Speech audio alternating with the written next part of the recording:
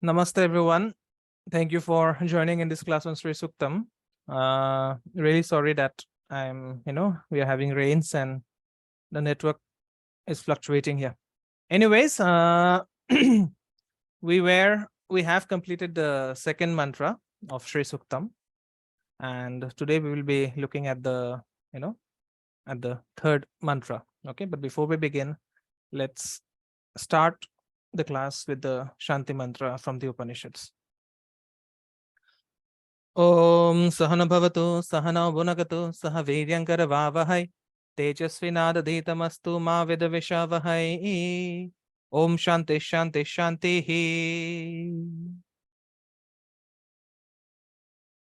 Okay. So the third mantra of this hymn devoted to Sri Lakshmi, and this is a very short mantra. Okay, and as I said, these mantras are not, these mantras are not ordinary mantras. They are actually meditations to bring you whatever you want. Okay, so let's do it.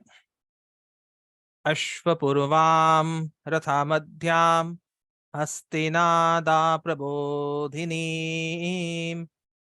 Shriyam Devim Upavahye Shirma Devi Jushatam. So what it translates as, I invoke Shri. Okay, Shri is of course the Divine Mother who is associated with Sri Vidya, along with her retinue with horses in the front and a chariot in the center. And her arrival is announced by Nada. Nada refers to the trumpeting of elephants. Okay, so if you have not seen a picture of Lakshmi, with elephants pouring water behind her back, then please look at it. Okay, that is also a picture of Kamala, who is the tantric form of Lakshmi. Okay, and this is a prayer that Lakshmi Devi, who is shining and resplendent, engages you in her service as she pleases. Okay, so this is a hymn, or this is a mantra where you are surrendering to Lakshmi so that you spend the wealth as per her will and not as per your will. Okay, so if you look at the terms in the mantra, Ashvapurvam, it means the one having horses in front. Rathamadhyam, it means the one who has a chariot in the middle. Hastinada Prabodhinim, this is a singular word. Okay, Hastin Nada Prabodhinim. So the one who awakens you, or awakens us rather, with the trumpeting of elephants. Shriyam. So Shriyam refers to the Divine Mother of Sri Vidya, who is of course Sri Lakshmi. And Shriyam also translates to the goddess of beauty and bliss. Devim, that means the Devi who is shining and resplendent. Upahvaye. Upahvaye means I invoke. Shrihi, again this is a reference to the Divine Mother, Sri Vidya. Ma, that means to me. Devi, of course, is the shining being. And Jushatam, which means to be pleased. Okay, so here you're imagining yourself to be a wave of the intrinsic radiance of Jata Vedas. Okay, and you are referring to Jata Vedas as everything, your mother, your father, your guide, your guru, your protector, as well as the provider of nourishment. Remember in the last class, I told how Lakshmi refers to nourishment. Okay, how Lakshmi refers to nourishment, because wealth nourishes you. Using your wealth, you can buy things that nourish you. Okay, so when you pray to Lakshmi, your mind has to be unblemished. Okay, and that unblemished mind and the ability of the mind to retain whatever you have, whatever you see or whatever you hear, these are all gifts of Lakshmi. And because of these gifts, you are clear why Lakshmi brings you to this world. So if you are lucky enough to recite the Shri Suktam, then it means you have been chosen to deliver her gifts of enthusiasm, courage, inquisitiveness, and ambition to the world, which is inhabited by humans. Okay. And how do you require, how do you spread her wealth? You first need to extract the wealth that is hidden in your own thoughts, in your speech, in your action, as well as in the people around you. Okay. So this is a prayer to Jata Vedas to bring Lakshmi to you, who is the goddess of prosperity and fullness. And, this is a prayer that you are given the vision to recognize and embrace her as the epitome of power, glamour, and dignity. And this is also a prayer to see her as the supreme luminary. Okay, that means her arrival must not go unheralded.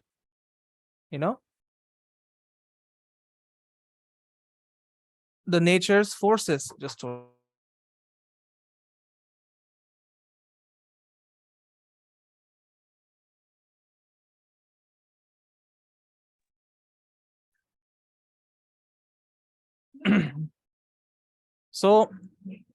the nature's forces must announce her advent. Okay, and in my experience, her advent is announced by the rains. Okay, and it's a prayer that you see her coming to you seated in her chariot, which is of course referred to as Ratha Madhya, with horses gamboling and prancing in front. Okay, that is Ashwapurva, and trumpeting elephants. That means Hasti Nada Prabodhini, bringing up the rear. So her arrival means serving the will of Jata Vedas. That means the wealth that you have, you're only a caretaker of it. You are not the owner of it. Okay. And,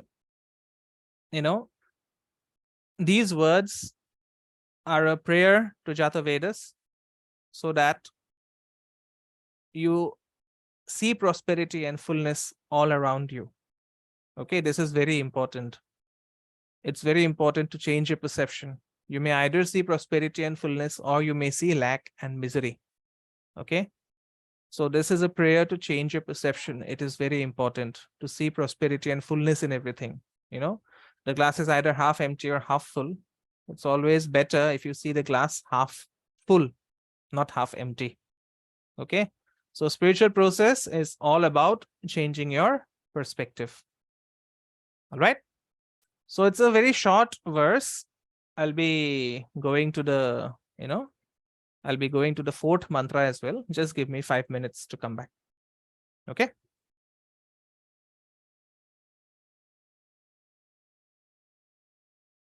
Okay.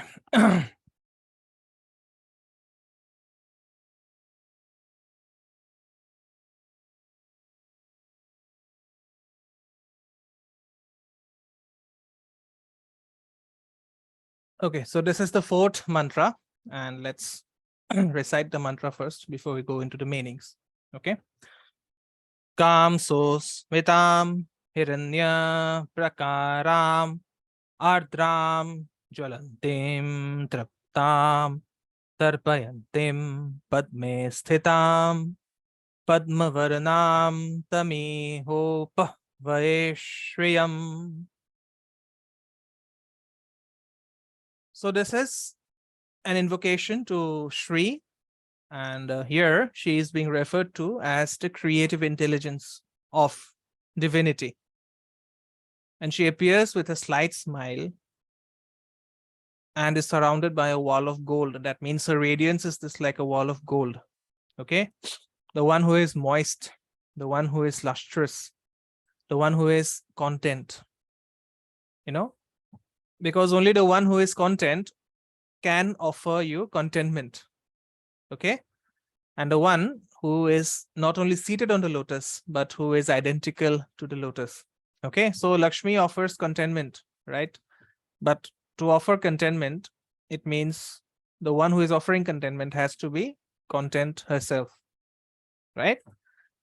So if you look at the individual, if you break down the mantra, Kam means the creative intelligence of the creator. Okay, Kama, right? Everything is desire. Okay, there was a desire that made you attend this class. Okay, and that desire comes from a place which we are not familiar with. No desire is your own. Okay, you cannot call that, any desire is your own. Okay, you cannot say that you own any desire. Desire just comes, it just goes. That is the reason ancient sages or ancient rishis told us that you should not take your desire seriously, because that is just Kameshwari playing with you. Okay, so here Kama is actually referred to as the power of Lakshmi. So Smitam, that means with a hint of smile. Hiranya Prakaram, the one who is surrounded by a wall of gold. Ardram, okay, not Ardram, it's Ardram. Ardram means the one who is crying. Ardram means the moist one. Okay. Jwalantim, which means the radiant being. Triptam, the one who is content. Tarpayantim, the one who grants contentment. Okay, so you cannot give anything that you don't have. There are most people who try to go for charity despite them being miserable and poor. That is not possible. Right? That is not possible. You cannot do charity if you're miserable and poor, because to do charity, you need to have enough funds. Right? So to love, you need to, you need to have enough love in yourself. There's a place, there's a source of true love that we all have in ourselves. And there's a way to find that source. Okay. There are self-help books, millions of self-help books that are written that you should find true love. You are true love. How to find that? No one will tell you. Okay. Because no one knows how to do it. Anyways, that is for another day. Padme Sthitam, the one who sits on the lotus. Padma Varnam, the one who is identical to the lotus. Tam, that means to that Lakshmi. Iha means here. Upahvaye, that means I invoke. And Shreya means the divine mother of Sri Vidya, who is epitomized as the goddess of beauty and bliss. Okay. And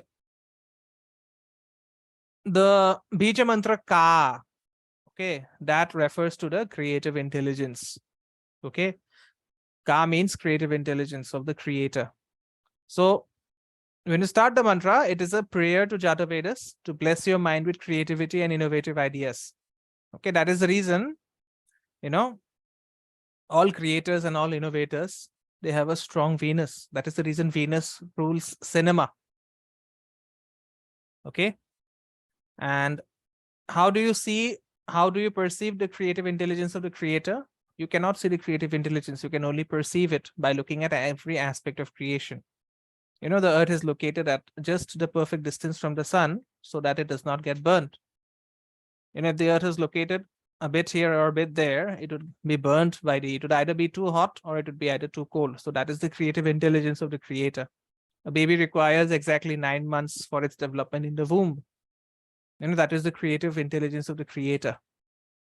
Okay. So if you imbibe this force of creativity within yourself, you can extract the abundance that is there provided by nature. Okay, abundance is not, it's not like a bucket which is filled with water.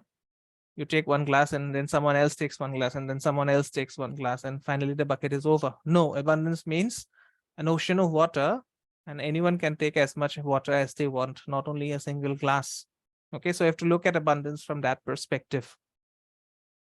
Okay. So this is a prayer to recognize and embrace Lakshmi as Sosmita. Sosmita means the goddess of beauty and joy who has a hint of a smile on her face. Okay. Mona Lisa is just it's just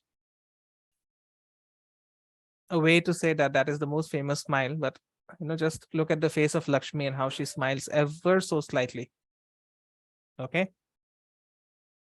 And this is something that should have been done by an Indian creator. But unfortunately, call it karma, call it anything else. No one in India could actually make the smile of Lakshmi the most beautiful thing in the world. It was the smile of Mona Lisa. Okay, but the smile of Lakshmi is the most beautiful thing in the world. All right. So why does she smile? Because the prosperity she brings, brings a smile to your face as well as to the face of those around you.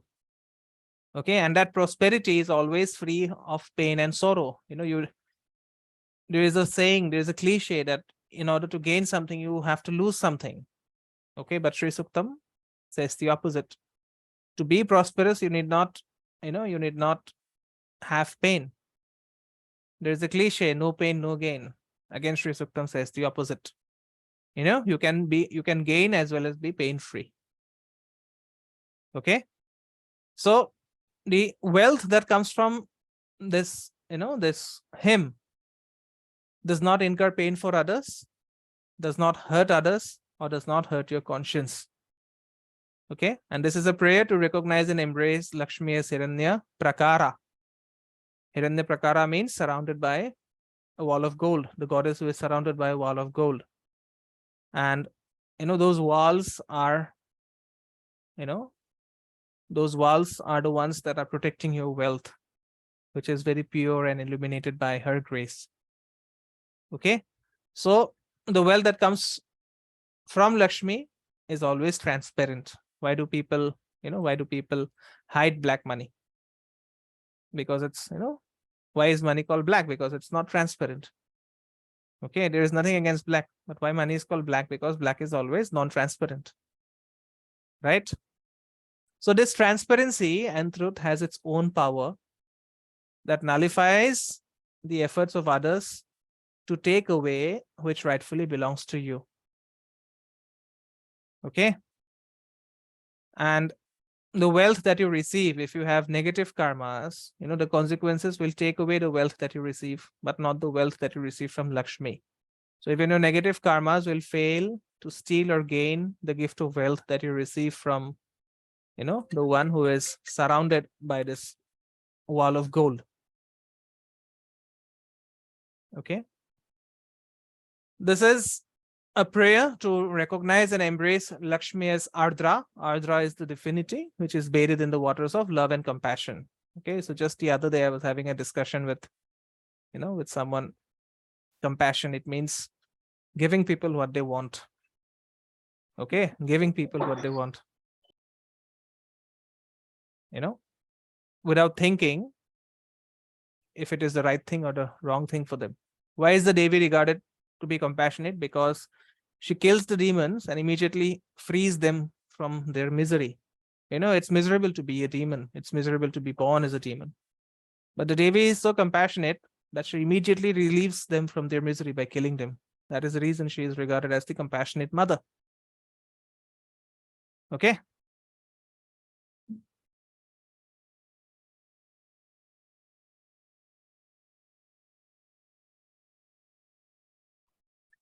So this compassion, makes you fully aware of the needs and functions of your body, mind, and senses. Okay. This compassion nourishes your body, mind, and senses.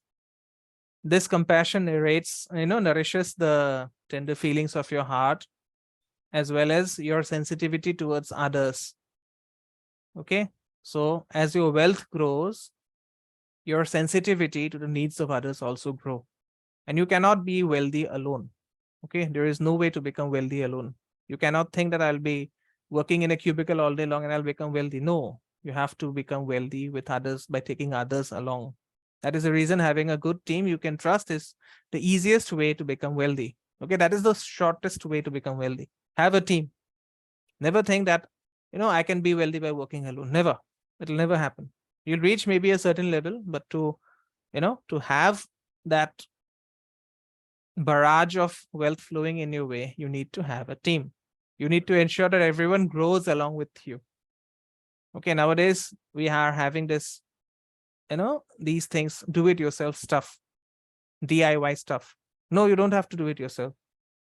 I have seen, idiots who buy a new bike and I'll repair it myself, despite all the good mechanics in the world. Why do you need to do it yourself?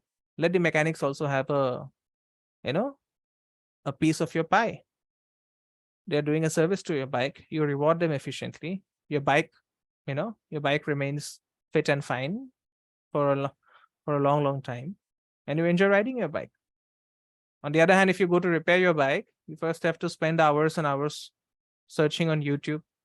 Maybe you can apprentice under a mechanic. That's not going to happen in 30 days. It is going to take you a year. And then, after taking all the trouble, you try to repair your bike, and then something goes wrong, and finally the bike crashes down. Okay. So don't fall for this DIY stuff. It's not going to work. Okay. It's not going to work at all. There was this DIY Homa movement. Okay. Manish Pandit is a very good friend of mine. Narasimha Rao, I have a lot of high regards for him. But does the DIY Homa movement work? It does not. Because the Homa that would be done by a priest would be far, far effective than the one that you do it for yourself. It's not going to be effective. Why do you not want to pay the priest for his services? Why do you not want to learn something new? Why do you not want to just be a part of the Homa while it is being done for you? It's a beautiful experience. But no, I'll do it. I do everything by myself. Why? Because I don't want to pay others. What happens with that mentality? You stop growing. Okay, you stop growing. To grow, you have to grow with others. You have to allow others to grow with you. Only then you grow. Okay. There are lots of teachers all around you, good teachers if you find them. But no, I learn from YouTube. Why? Because I want to waste time. I don't want to pay the teacher for this, for your knowledge. There are people who, who are there, will say, "Oh my God, why is your tuition so expensive? My child can learn from YouTube." Then go and learn and waste time. Who cares? Right? So it is also a prayer to recognize and embrace Lakshmi as Jwalanti. Jwalanti means a fire which is fully lit. And this fire, this, which brings you the wealth. Okay. The gift of wealth that is brought by this form of Lakshmi as Jwalanti is free of smoke. Free of smoke means free of blemish. Okay. It is also a prayer to embrace Lakshmi as Tripta. Tripta means the embodiment of contentment. Okay, people are not content. Okay, astrologically, if you have a retrograde planet in the chart, you are not content. Okay, if you have a retrograde planet, if you have a retrograde Jupiter, for example, you are not content with knowledge. If you have a retrograde Saturn, you are not content with work. You want to keep on working, and working. But is that the way to go? No, it's not. Because if you just keep on doing things in excess, it will kill you one day. Okay. And there is nothing more tragic than getting killed by doing what you love. How many of you have heard about Punit Rajkumar? He died because of overwork. There is a, nowadays there is a trend in the society that gives a lot of importance to workaholism. This guy sleeps for only 2 hours a day. He keeps on working the whole day. What happens with that work? He will die. The body will give up. The Prime Minister of India sleeps for only 3 hours a day. Why? No one knows. My son sleeps for only 4 hours a day. Why? Because he wants to crack NEET. And then that same son committed suicide because the prana, which comes from sleep, was not there in the body to tell him that committing suicide is not feasible. Okay, so don't glorify workaholism. Just like there is a glorification of heartbreak. If there was no glorification of heartbreak, you will not have those sad songs and films. They will not have those shitty poetry going around. If there was no glorification of poverty, you would not have those shitty, sayings going around that a penny saved is a penny earned. It's easier to earn 10,000 rupees than to save 10,000 rupees. And all of you are experienced people here. Okay, so it's very important to be content. It's very important to be free from anxiety and fear while engaged in finding your wealth. Okay, and wealth is not only outer, it is very much inner as well. Okay, you work for 14 hours, you work for 15 hours, you work for 20 hours, one day you will die. And the day you die, the people whom you are working for, who will praise you as the biggest workaholic ever seen in the universe, they will forget you in 14 days. If you're a Hindu, if you're a Muslim, they'll forget you in 3 days. Okay, so there is no glory associated with overworkism or, workaholism. Okay, So be grateful for whatever you have achieved and remain inspired to achieve all that you need for the next level of your evolution. Okay? This is a prayer to recognize and embrace Lakshmi as Tarpayanti. Tarpayanti means the one who confers contentment. And when you are content, you become instrumental in bringing contentment to the lives of others. You know, you attain the ability to extend your spiritual and worldly prosperity to the world at large. Okay? This is a prayer to embrace, to recognize and embrace Lakshmi as Padmasthita. Padmasthita. Padmasthita means the divinity seated on the lotus. So, guided by the radiance of Jatavedas, you are seeing the divine Mother Lakshmi seated on the lotus of your life. She presides over all your thoughts, all your feelings and sentiments. You know, it's because of her that your eyes can see. It's because of her that your ears can hear. It's because of her that your nostrils can smell. It's because of her that your tongue tastes. It's because of her that your skin perceives. Okay, it's because of her that your mind thinks and your intellect discerns. It's because of her will that the 7 centers of consciousness blossom in your energy body. You know, the 7 chakras, they blossom in your energy body. And, you know, it's a prayer that you perceive this all-pervading Lakshmi residing in the 7 chakras from the perineum all the way to the crown. You know? So what resides in the perineum? What is there in the perineum? The Mooladhara chakra. So that gives you the power of stability. Right? The chakra in your pelvic region represents your passion. The chakra at the navel represents your self-confidence. The chakra at your heart represents the power of love and compassion. The Vishuddhi chakra, the chakra at your throat, represents the power of creativity and aesthetic expression.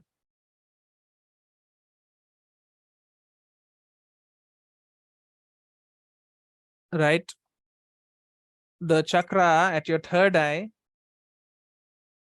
represents the power of decisiveness and discernment.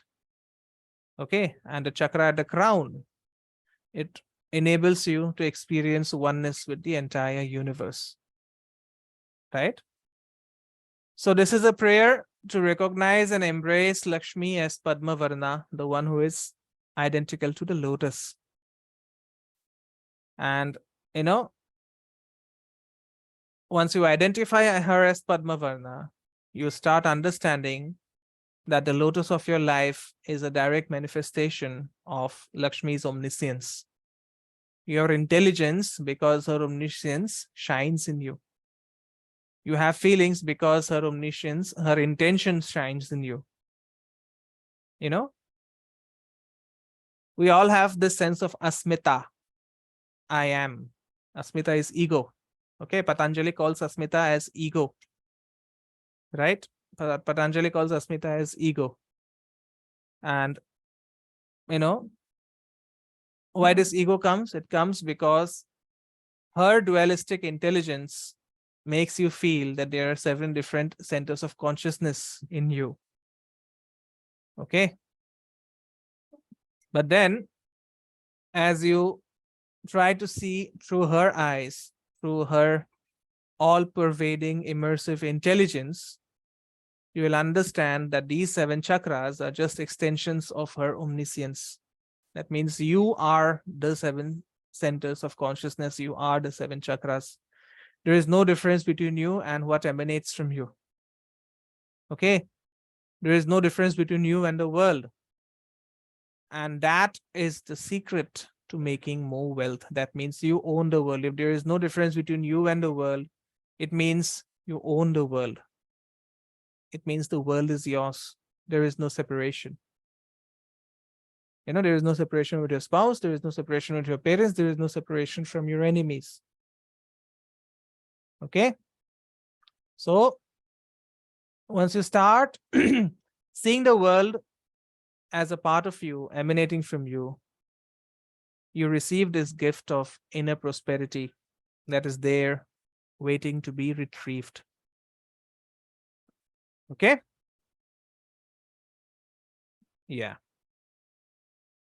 So we have come to the end of the 4th verse of Shri Suktam. We completed, 2 verses today, primarily because we had a shorter, we had a shorter 3rd verse. Do you have any doubts? If not, we can end the session.